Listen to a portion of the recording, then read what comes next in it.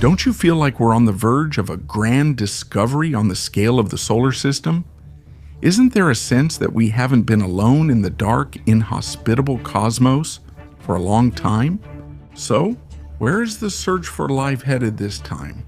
At the moment, the scientific community's attention is focused on Mars, specifically on the Jezero crater, where the Perseverance rover has been working for 4 years, persistently and tirelessly living up to its name. The latest discoveries made by the rover make us question whether we are truly alone, and also in the idea that oceans of liquid water beneath the crust of a celestial body exist only on distant moons and planets. Perhaps these mysterious bodies of water are much closer than we think. Why was the impact crater on the border of Isidis Planitia and Syrtis Major specifically chosen for research? According to estimates by geologists and astrobiologists, there used to be a lake in this basin with a catchment area of about 17,000 square kilometers. The crater is about 2,700 meters deep at the center, and its diameter is about 49 kilometers. Therefore, to imagine what this incredible body of water looked like, you shouldn't let your imagination run wild, but rather even restrain it a bit. One thing is clear, the scientists didn't make a mistake with the location, and Perseverance keeps proving it. The rover is equipped with a variety of instruments that allow it to thoroughly study the soil, find, and collect the necessary samples. The probe is equipped with spectrometers, a ground-penetrating radar, environmental dynamics analyzers, a camera with excellent image quality, and a high-tech scanner. What tasks have been assigned to the probe and its companion, the tiny helicopter Ingenuity? The main mission is to assess the habitability of Mars and search for biosignatures, as well as to conduct tests in preparation for a human landing on the red planet. And what has Perseverance discovered so far? First of all, it confirmed the assumption that the Jezero crater is not just a deep impact pit, but a basin that is actually the bottom of a lake. This map of known features shows traces of riverbeds where water once flowed, as well as remnants of sedimentary rocks found by the probe in this location. Most likely, a giant lake splashed here about 3.5 billion years ago at the dawn of the celestial body's formation. Who wants to argue with the statement that Mars is a planet of past life? In the year 2021, Perseverance stunned astronomers with a new discovery. It found organic molecules at the bottom of the crater, where substances are located. Of course, carbon-containing substances can also appear through non-biological means. So such a discovery is not direct evidence of past life, but it does give us something to think about. Do you know what that is? The rover has been most successful in collecting geological samples that densely cover the surface of the red planet. This is a true extraterrestrial museum exhibit, which is of great interest to scientists. Which samples of the Martian lithosphere deserve closer attention? First of all, there's a rock called Yogic, which the rover discovered in the spring of 2021. Even in the photograph, it's clear how strange this boulder looks. The structure of the find unmistakably points to erosion processes that have affected the surface of the rock for a long time. The sample is relatively small, about 20 centimeters in size, but there are no other rocks like it anywhere in the crater or in the places the rover has visited. The surrounding rocks are smoother and more uniform, while the hedgehog has clearly been subjected to active and prolonged exposure to either wind or water.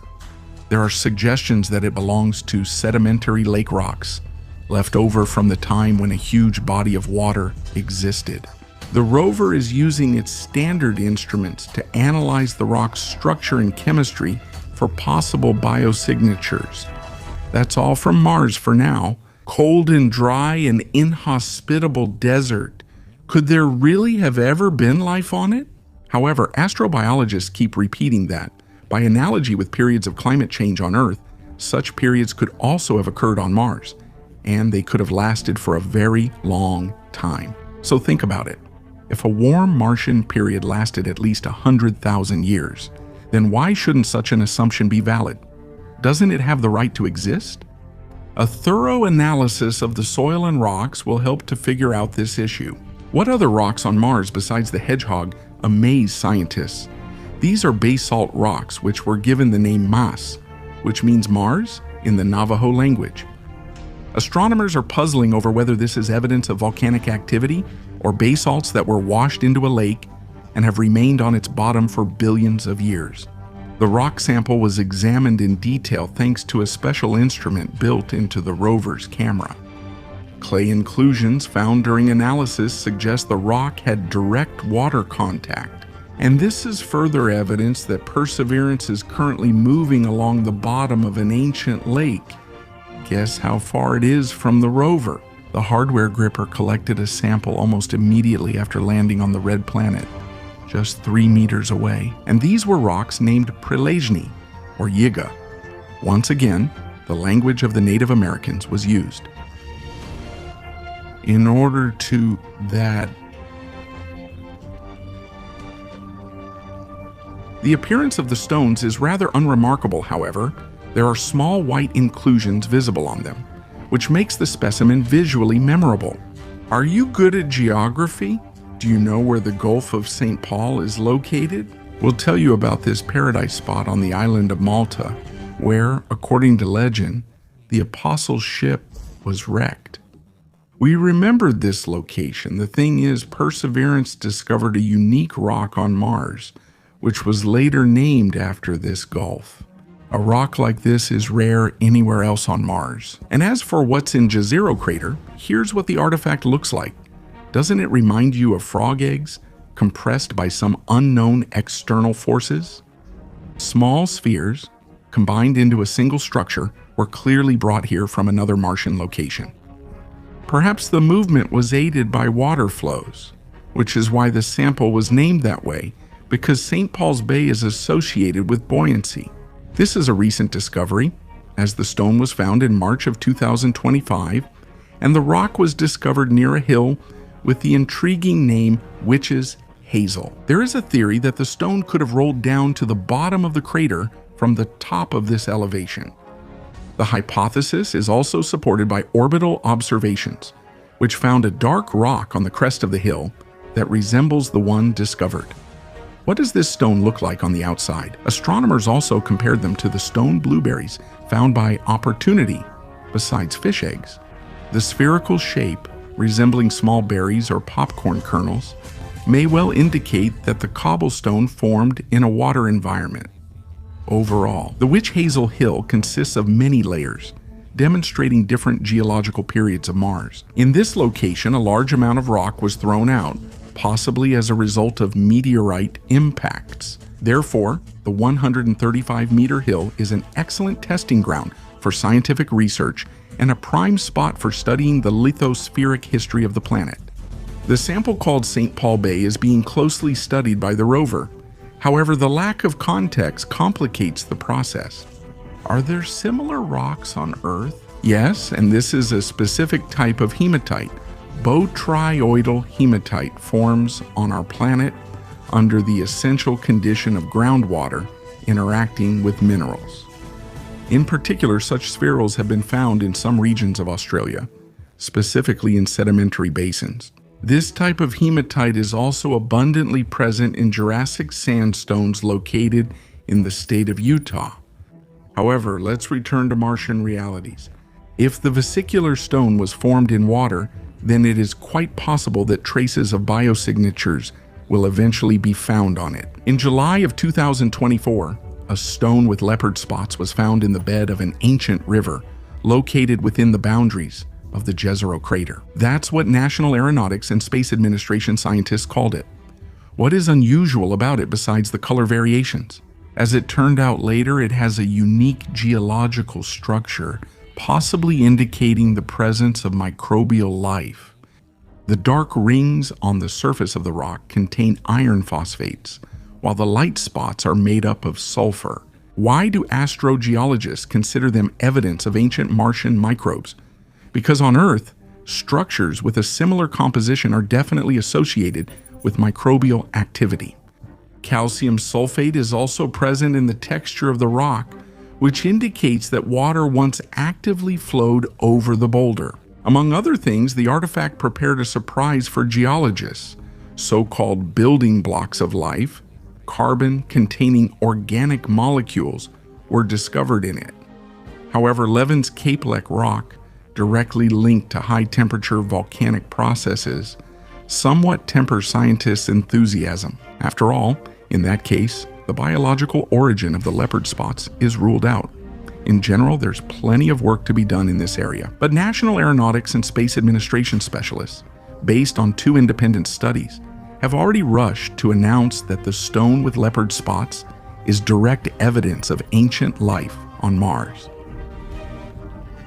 To make based on the samples found, the red planet has a highly complex geology and a rich history with countless mysteries that astronomers have yet to unravel. The Jezero crater may be where evidence of Mars's past habitability is first discovered. This is true at least because the crater seems to have intentionally gathered many types of rocks, whose origins are explained by completely opposite theories. Unless, of course, you factor in the presence of microbes, then the puzzle fits together perfectly. Have you ever heard about an ocean beneath the Martian crust? No one had before. But thanks to the InSight module, this information has recently come to light. This lander operated on the Martian surface from 2018 to 2022, but it failed during one of the Martian dust storms. Still, it conveyed valuable information. By studying Martian Marsquakes using wave methods, the device also discovered that beneath the surface of the red planet, there is a region through which waves pass with characteristics similar to those demonstrated by Earth's oceans. This layer is concentrated at a depth of 10 to 20 kilometers, which suggests that Mars probably hides giant reserves of water. This is a huge potential for further study of the geology of our closest neighbor. Such news makes you think. Even in the Mariana Trench at a depth of almost 11 kilometers, there is life, and it is abundant. You can at least ask James Cameron about its existence, since he spent more than 3 hours at the bottom of the trench, actively photographing its inhabitants.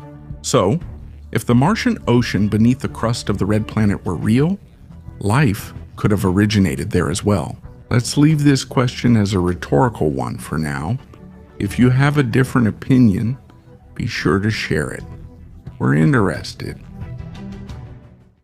How do you feel about the process of reincarnation? Do you believe in rebirth after actual death?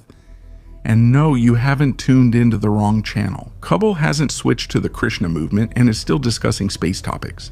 It's just that this question relates to reincarnation or rebirth in a global sense, regarding the possible origins of the universe.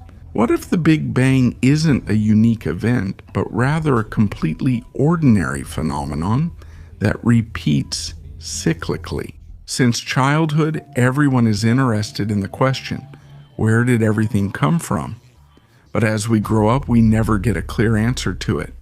However, there are many theories, and some of them are astonishing. So where did the universe come from, and what will it become after its death? Modern cosmology is based on the traditional Big Bang theory. In short, the cosmological model says that the emergence and the beginning of the expansion of the universe we live in was preceded by the detonation of a singularity point. Scientists have many questions about the latter, and it's extremely difficult for an ordinary person to imagine infinite density and the same temperature. These are the physical characteristics of the singularity point.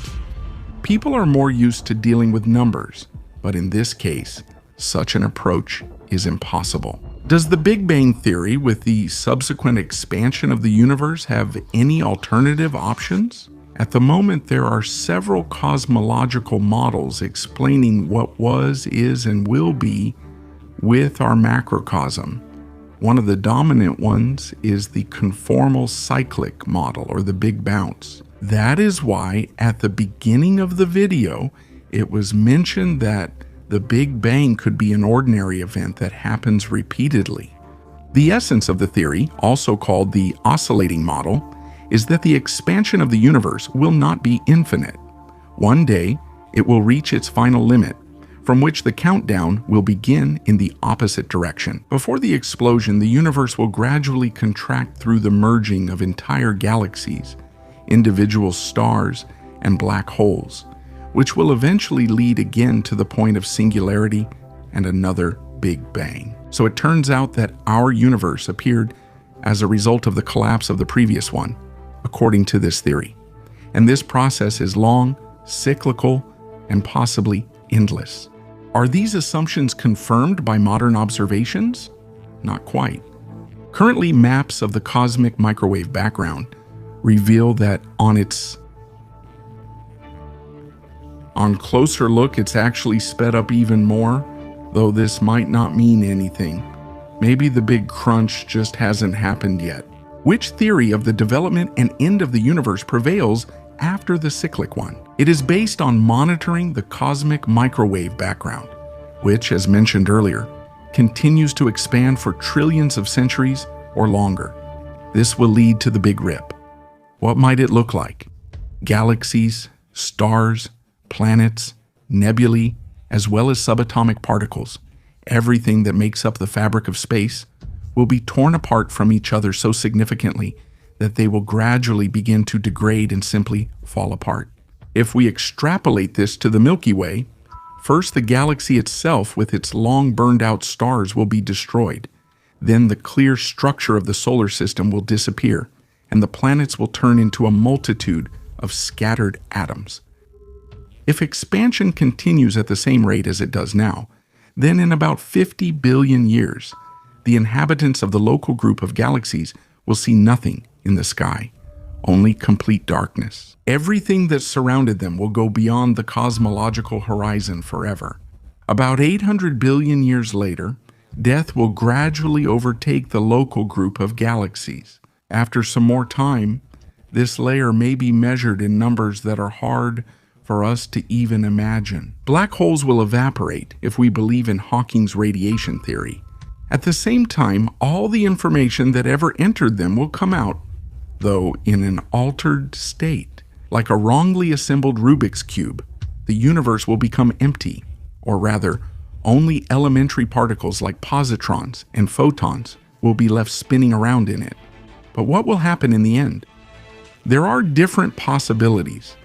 For example, fluctuations in space could lead to the appearance of a singularity point and a new Big Bang. This refers to the theory of cyclicity. By the way, it's possible that as objects move away from each other, stars fade out, and black holes evaporate, there will be a minor tear, or the big freeze or heat death of the universe. As a result of eternal expansion, objects will stop interacting, and space will reach a state of maximum entropy. What will this eerie place sound like? For now, open space, populated by intact objects, is speaking to us. So,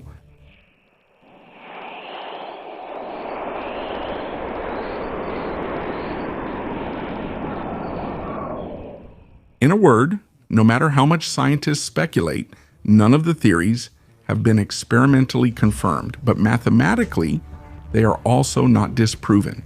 Is it possible to predict other possible scenarios? So far, no one is able to do this, even with the help of computer simulations.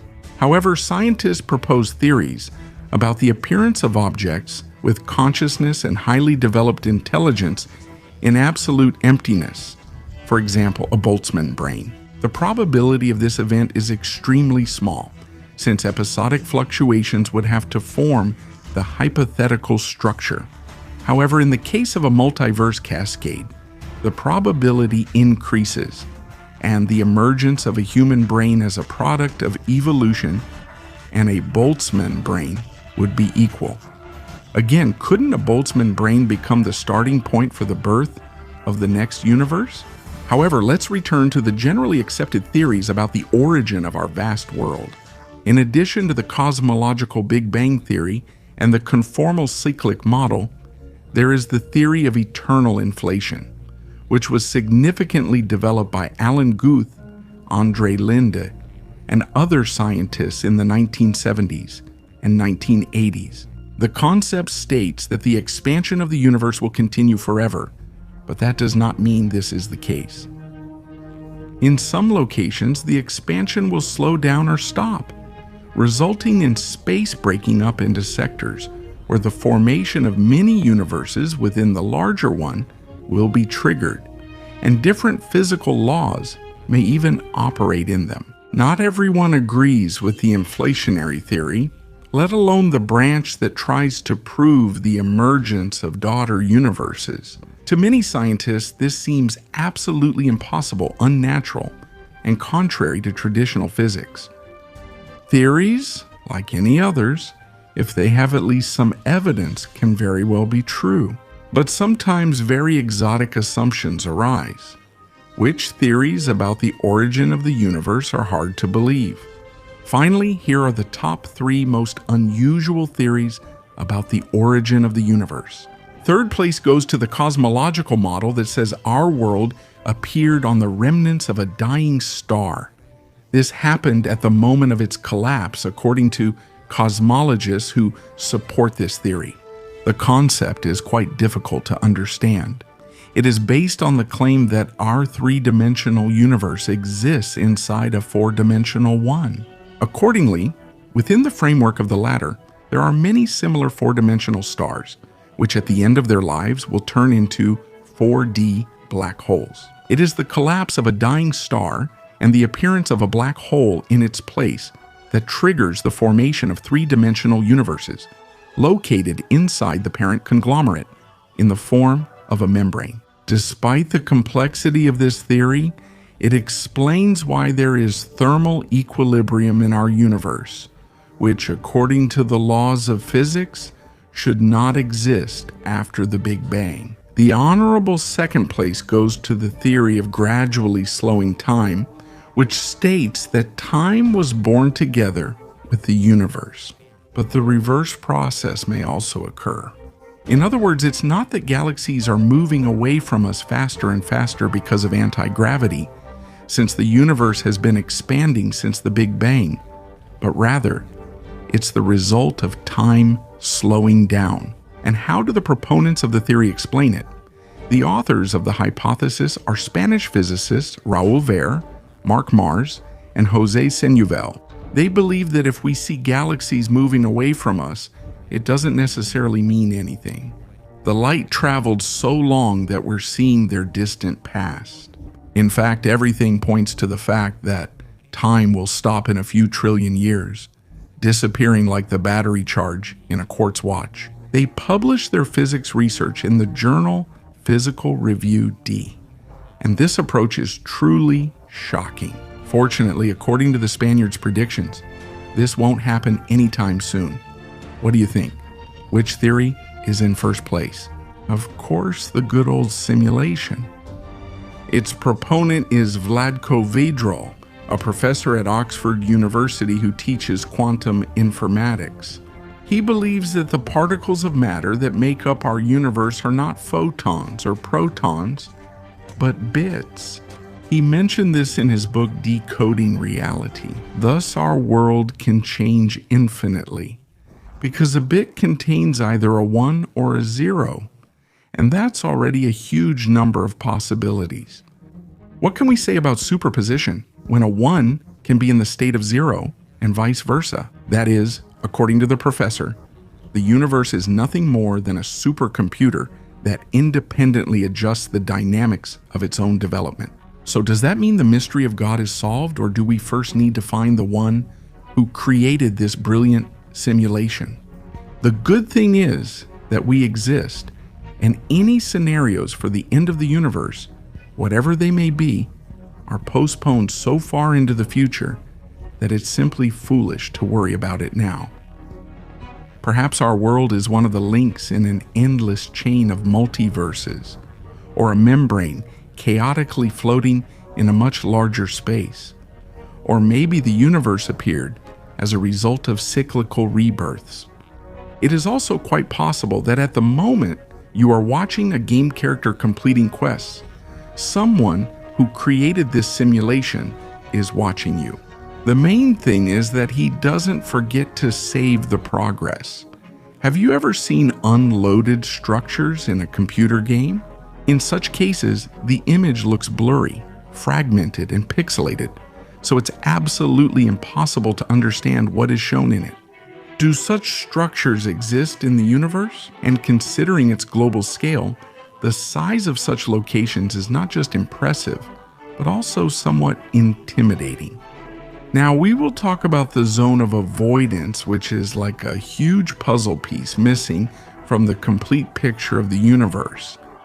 What is depicted on this puzzle, and what monsters are hiding in the dark depths of the zone of avoidance? This term was proposed in 1878 by Richard Proctor.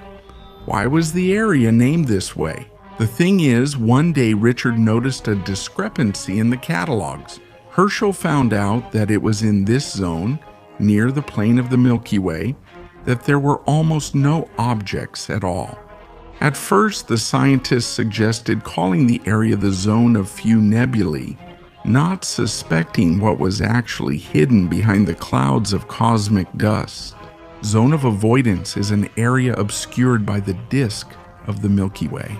For this reason, we cannot observe about 20% of the extragalactic sky. Here, and indeed everywhere the observatory's eyepieces are pointed, there are plenty of star clusters, quasars, and dust nebulae, and only in a single place, coinciding with the equator of the Milky Way, absolute emptiness reigns. Perhaps there really is nothing there. It would be easier to think so, but we are not dealing with an elongated void. This was repeatedly proven later. So what is hiding there, behind what seems to be a cosmic void? You have to admit it's hard to have an idea of something as a whole when you only have information about some of its parts. Under such conditions, it's all too easy to make a mistake. Starting with Ptolemy's cosmological map and the earlier attempts that were made, humanity has put a lot of effort into mapping the macrocosm in which planet Earth is located. As you know, Claudius Ptolemy was a Greek mathematician, geographer, and astronomer. In the 2nd century AD, he didn't succeed very much in this, since he developed an incorrect geocentric model where the Earth is the immobile center around which the other celestial bodies revolve. Now, this map is absolutely outdated, but perhaps in a few centuries, our own attempts to map the universe will also bring condescending smiles. Still, we continue to fill in the voids of the inky cosmos. So the zone of avoidance. Were we able to see what lies beyond this impenetrable veil, and what sounds can be heard there? Perhaps something like this.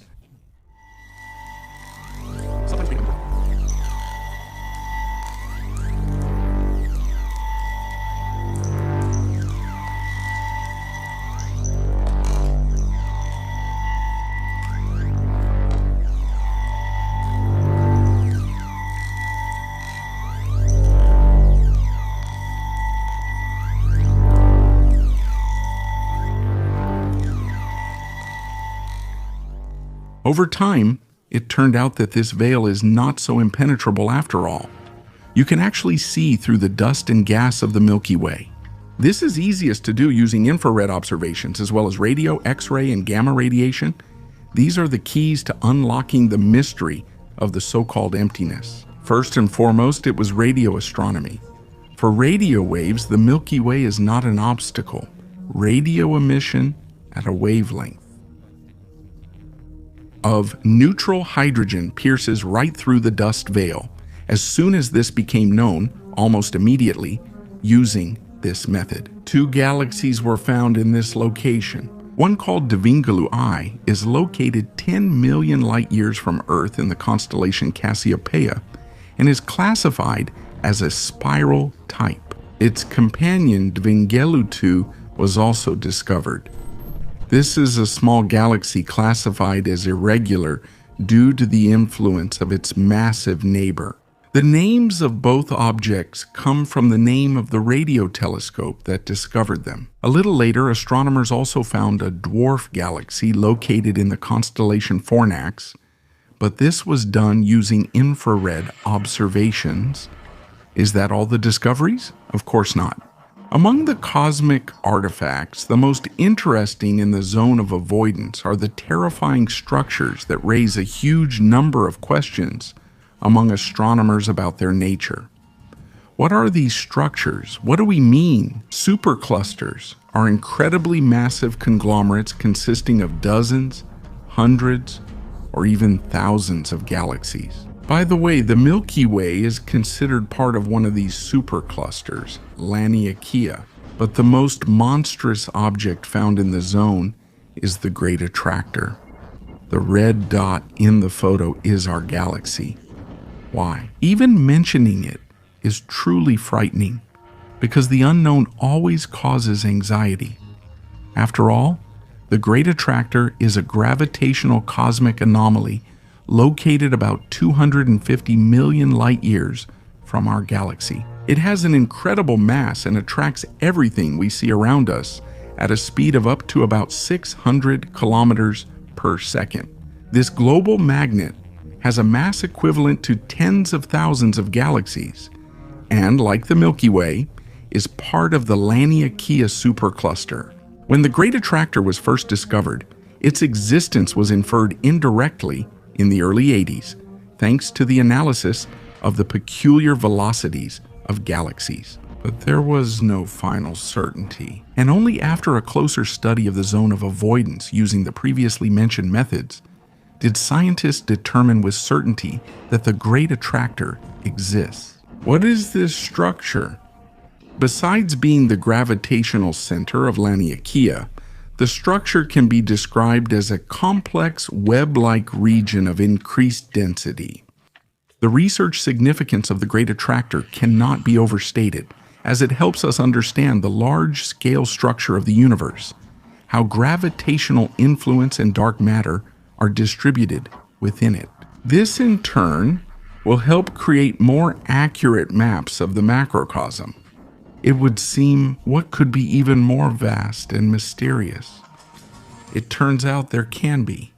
Beyond the Great Attractor lies one of the most massive and dense clusters of galaxies in the local universe, and it's called the Shapley Supercluster. Infrared radio studies have allowed scientists to understand the true scale of this structure, and the results are astounding. The mass of the Shapley Supercluster is comparable to Laniakea, meaning its parameters are much greater than those of the Great Attractor. Accordingly, the size of such a massive structure is about 200 million light-years, or 60 megaparsecs in diameter. The Shapley Supercluster is almost 3 times farther than the Great Attractor and is located behind this structure. Actually, that's why it was possible to study it better, since the object is also located beyond the zone of avoidance. Considering its incredible size from the perspective of an Earth observer, the Shapley Supercluster amplifies the gravitational effect of the Great Attractor several times over. By the way, part of the object's mass is presumably made up of dark matter. To fully understand what we're dealing with, it's enough to say that within a radius of 1 billion light-years, there are no larger structures. But how are these mega objects arranged, and are they connected to each other? As we've already mentioned, all these structures are part of the universal map and participants in the cosmic web, divided by voids and connected by filaments. The so-called walls serve as the ladder, formed in part by the web of gravitational influence from the mentioned megastructures. What are the great cosmic walls, and what role do they play in the global map of the universe? These gigantic, relatively flat objects are similar to the cell membranes of the human body, separating vast voids. The great cosmic walls stretch for hundreds of millions of light years. Take, for example, the Sloan Great Wall. Its length is about 1.5 billion light years, or 430 megaparsecs. Don't even try to imagine that. As for the matter density of such objects, it's higher than in voids, but much lower than in galaxy clusters. These structures are incredibly ancient because, according to cosmological hypotheses, they formed due to gravitational collapse after the Big Bang. This is the framework without which the universe's overall picture is unimaginable. What other great walls have been discovered in our distant surroundings? For example, the Hercules Corona Borealis Great Wall, which became known in 2013. Based on the analysis of gamma-ray bursts, its distance is impressive, about 10 billion light-years, or approximately 3 gigaparsecs. This wall is one of the largest structures in the universe, as its dimensions are 10 by 7 billion light-years because of its remoteness. Of course, the object hasn't been studied well enough, so we can't determine exactly how many galaxies are inside, but we can say for sure that the number is truly enormous. What significance does uncovering the mysteries of the zone of avoidance have for Earth-based astronomy?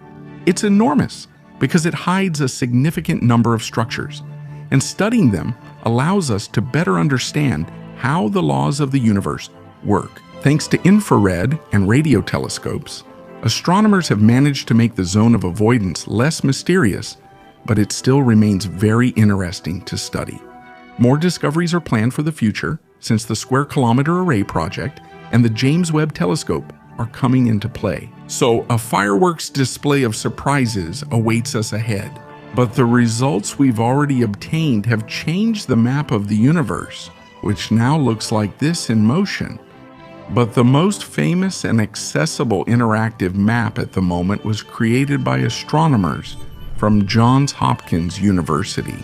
It includes 200,000 galaxies and extends to the edge of the observable universe, which is about 13.7 billion light years away. The map not only demonstrates the abundance of cosmic inhabitants, but also visualizes the colors of galaxies and shows the large-scale structure of our common home, including walls, filaments, and voids. This project was created based on data collected over 2 decades.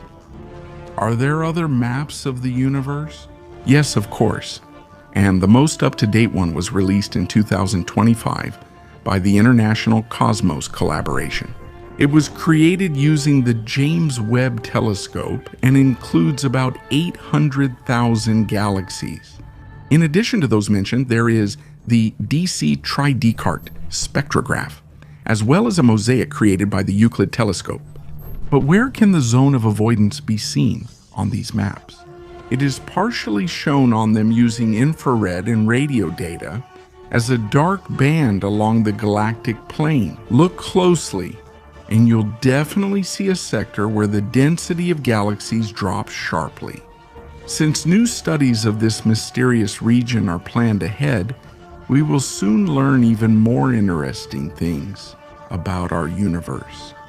The chances of this increase significantly for those who subscribe to our channel, because we constantly keep track of news related to space topics and are quick to share it with our guests and subscribers.